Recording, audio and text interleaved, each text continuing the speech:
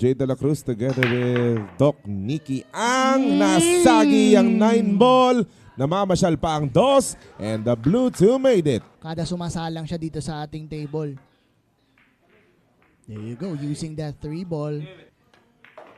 Kaya nire-reserva natin yung statement na yun bukas. Jonas magpantay.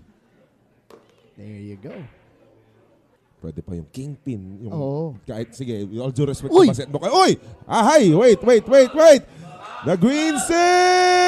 Go! Wow!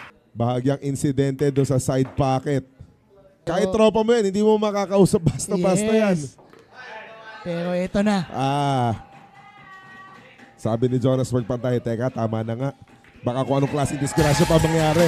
Tinapos na ng Manila MSW Mavericks.